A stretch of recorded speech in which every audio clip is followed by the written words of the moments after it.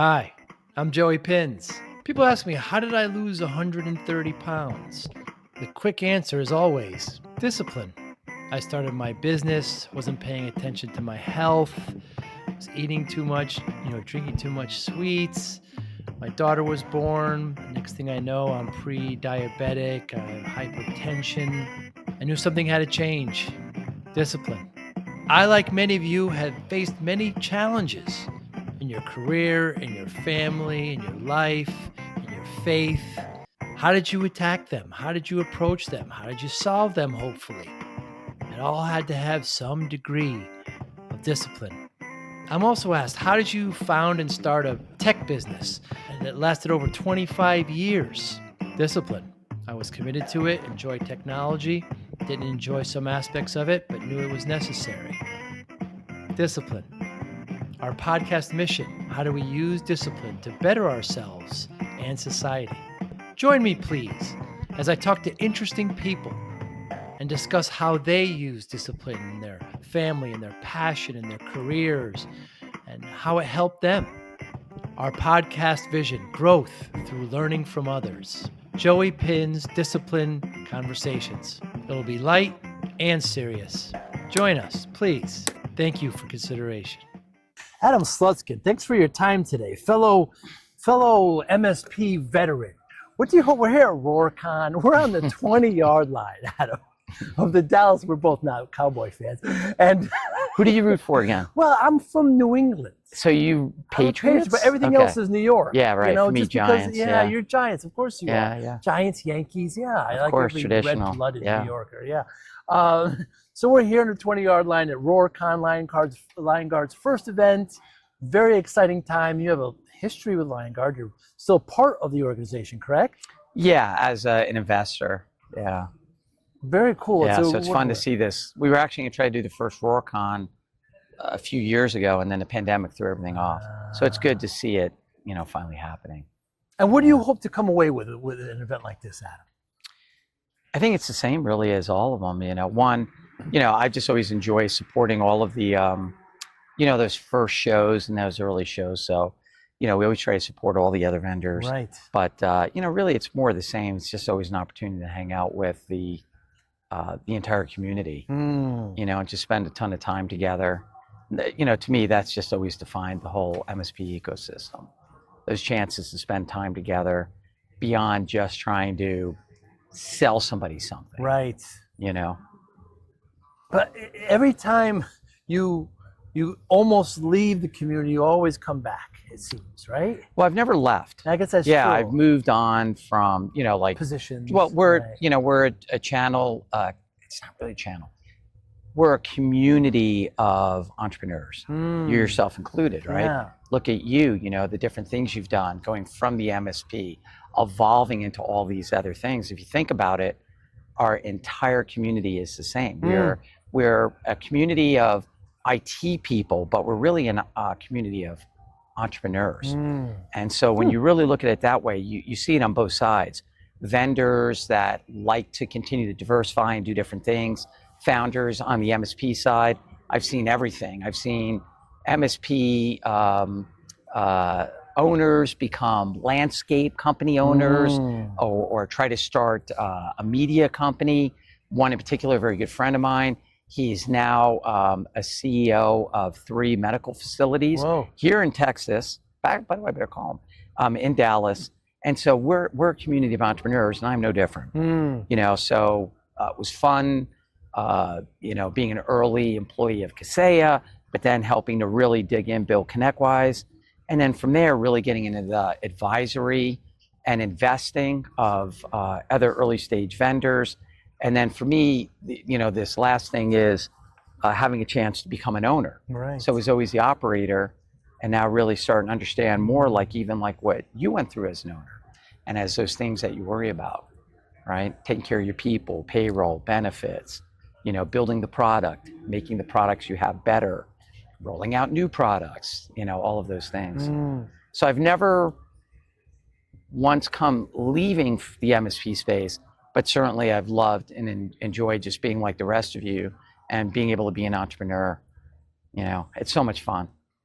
Yeah, you've changed roles, I guess, is really the best way to say it. Yeah, absolutely. Yeah. As that, as moving over from the operator and being able to be part of a lot of the larger companies in the space, cool being early on at Kaseya, and of course the ride through ConnectWise and building that, and then Lion Guard, this, and then now getting a chance to be an advisor for great companies like Ninja, or Blackpoint. I'm just blessed, but I'm just equally blessed as everyone in the channel. We're just a bunch of entrepreneurs. Yeah, that's our call to action, and we love technology, but we also love, and you could argue more, being entrepreneurs. Again, yeah, can't help yourself it. included. Yeah, it's just who we are. It's in our DNA. Yeah, can't help it. And so now you're a part owner of CyberFox. Yeah. So how is that role now, being owner versus, like you say, an operator? Different, not better, not worse.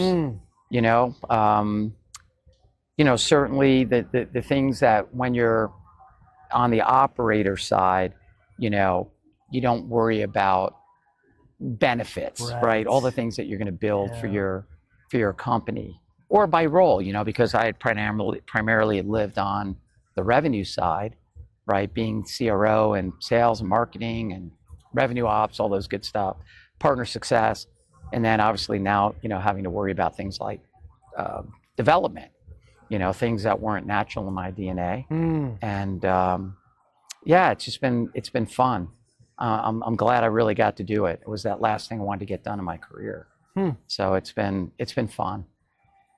It can be stressful though. Entrepreneurship is nice, but like you said, employees, payroll, benefits, it's a burden. I was an entrepreneur starting when I was my dad tells me, about 5.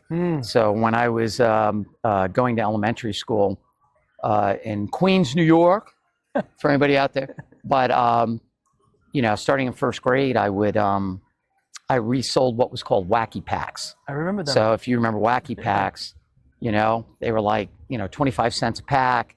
They were stickers, making fun of different products. And then I was bringing them to school and reselling them for 50 cents. And my dad got called to school because I was doing this. And my dad said, absolutely, I'll talk to him. And as soon as we walked outside the school, he said, I just want to let you know I'm super proud of you. I was like 5 or 6, whatever it is, kindergarten, first grade. So I've done it all. At that age. Selling memorabilia, running classified ads, you name it. I've been doing it since I was as far back as I can remember. It's just in your blood. Is your father an entrepreneur? My father was. He passed, but he was a company owner. He owned a IT firm. We did application development for the big banks in New York City. So everything from Y2K to rewriting or writing new applications for the foreign exchange group at Chase. So yeah, my dad was that too. Very cool. Yeah. Why do you like working with MSPs? It's the relationship component. I think most of us always say the same thing. For me, it's again that piece that we are a community of entrepreneurs. So for me, if I've been on this lifelong journey, I'm going to be 59 of over 50 years of being an entrepreneur. I'm home. I'm where I fit because I'm just like all of you. We're all similar. We're trying to figure it out. We're always thinking about other things that we have these great ideas on how to execute on them. We talk about them, and we can have relationships. We can share pain. We're all trying to figure out how to build something sustainable and be proud of. And that, just for me, it's I just love it. And what can MSPs do? How can they increase revenue and profitability now? What do you see some common mistakes that MSPs are doing? Pricing and packaging. That's one I just got done talking about. I think one of the common things that I've seen and tried to help MSPs, right? By the way, anybody that sees this, hit me up on LinkedIn. I love doing one-on-one calls. Anything I can do to help, offer some spark or something. But one of the easiest things I see is we're afraid to charge the appropriate amount of money from our clients. And when you do the math, and we don't have enough time right here to break it down into the detail, or I would love to whiteboard it for anybody, is, the average user price that you'll generally hear out there is somewhere between $150 and $200, right, per user. There's no doubt that should be at least $300. Wow. And you can back it up with the math. When you look at, people always go to the labor component, but then there's all the gray.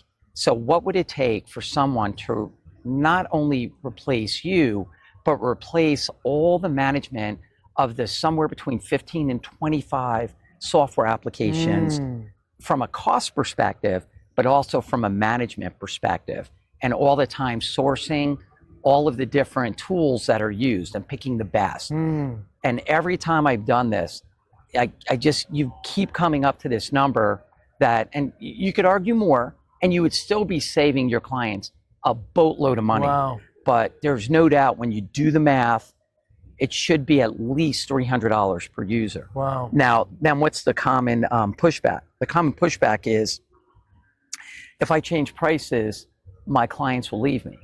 Well, and here's my question, everybody watching this. How many of your vendors do price raises on you? I know of a couple vendors out there right now doing material price raises. I'm talking about 10%. Are the majority of you going to leave your vendors? Right. Now, you don't like it, and you'll kind of maybe growl a little bit, but in the end, you won't leave them. And do you know why? Because it works, right? It does a good job. They're doing what you want. You don't want to pay more money for it, but it's no different. And then so that is a crutch that I hear a lot from MSPs, and I'm like, you're the trusted advisor. Have you ever failed them?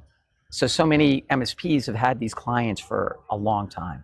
How long, were some of your clients? 10 years? A long time. Long time, right? Yeah. And you were their trusted advisor. Yeah. You had earned it, right?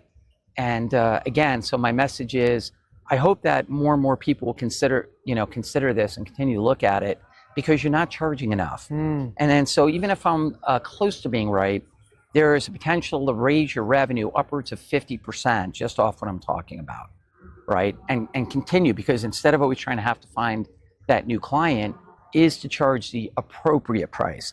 Should you charge $1,000 a user? Probably not, but certainly 300 versus that 150 to 200 that generally most MSPs charge. They're just missing out a little bit on that revenue on a price raise. And what can vendors do better to work with MSPs? I honestly think, I know we're very picky in the channel because we all work so close together. These conversations never happen, for the most part, in non-MSP, indirect, internal IT, enterprise, whatever you want to call it.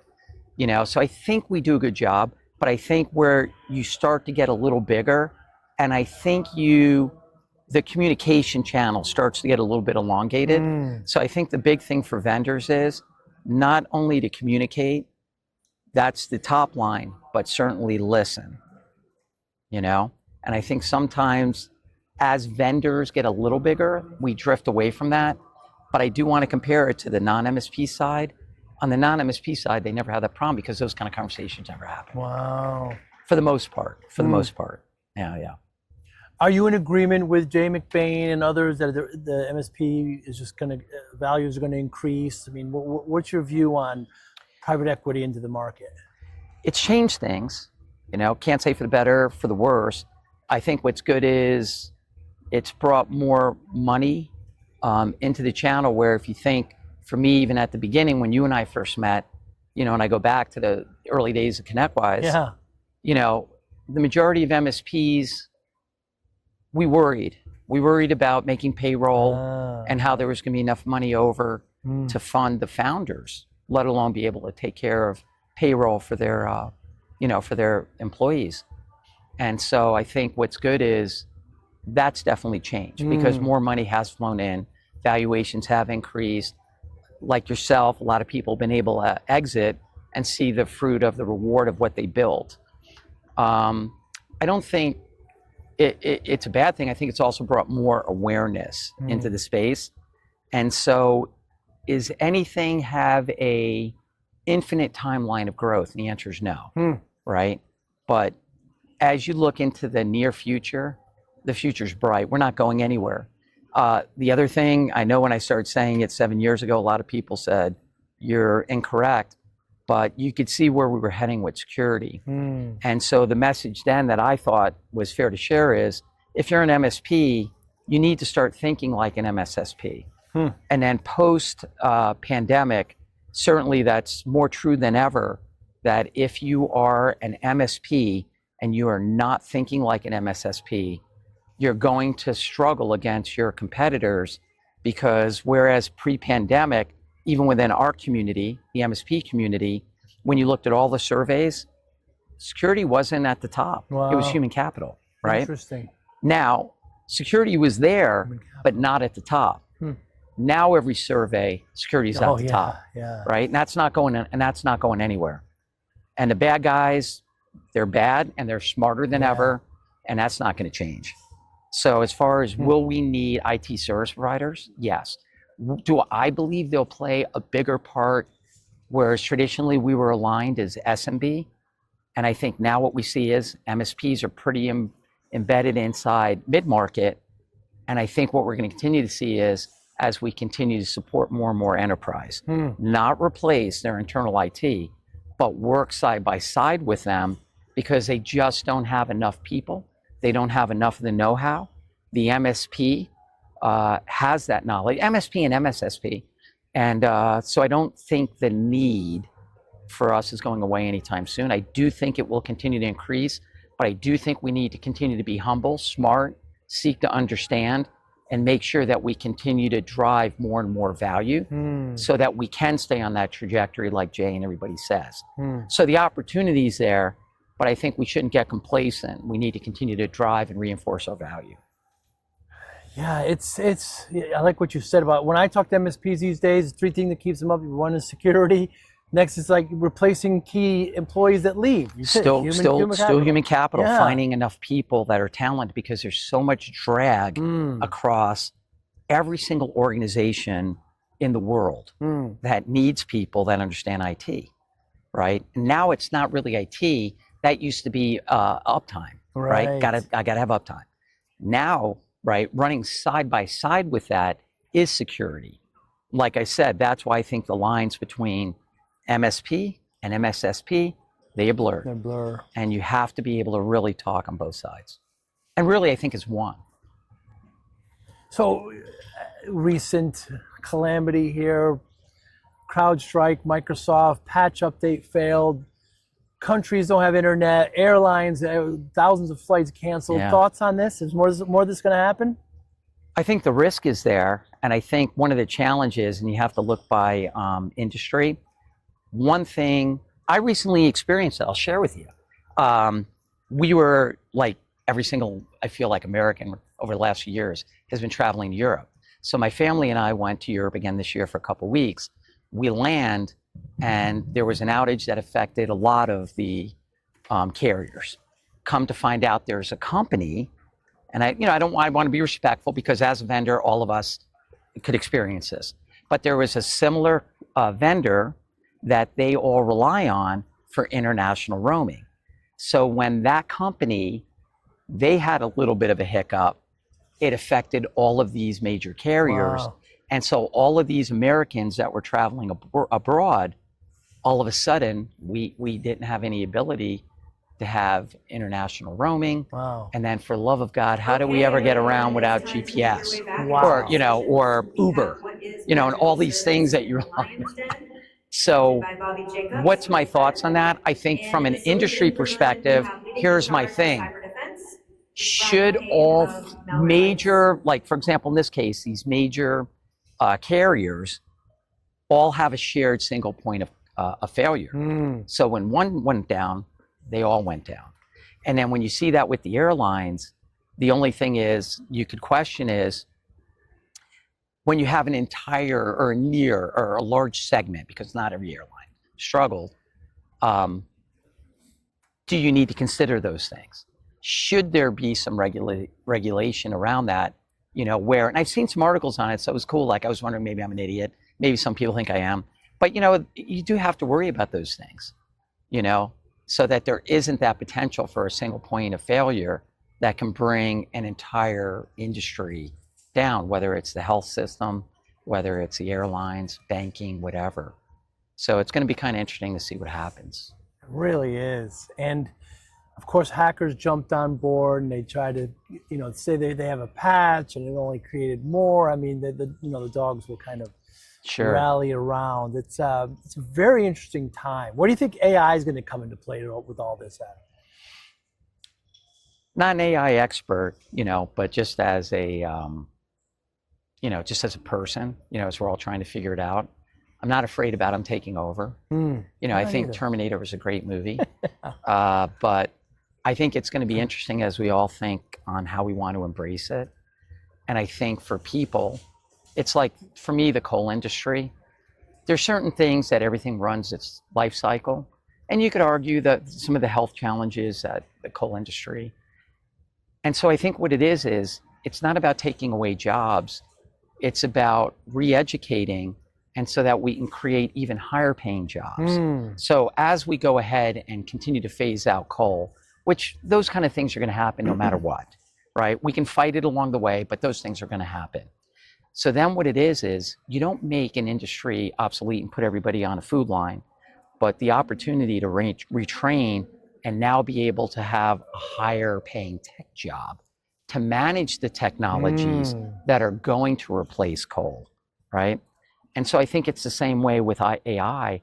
I don't think it's about replacing jobs. I think it'll create a whole new series of jobs, because someone's going to need to be able to manage systems, be able to create the technology, maintain the technology.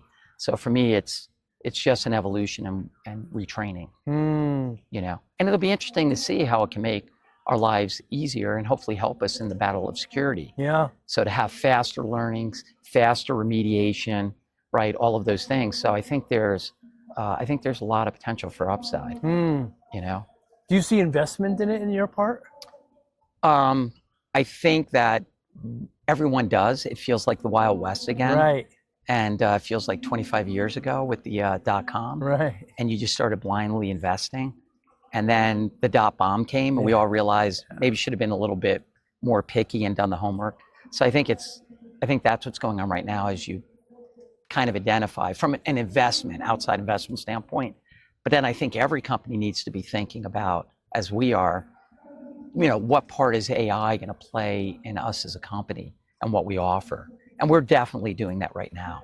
And I think, like many of the vendors that I work with, I'm friends with, we're all trying to be cerebral, try to understand how it can help us, deliver a better service, create a better product, all of those things. So I'm not afraid of it. I think I'm more interested to see what happens and where does it go. Yeah, me too. We're people, man. We always evolve past That's all right. that.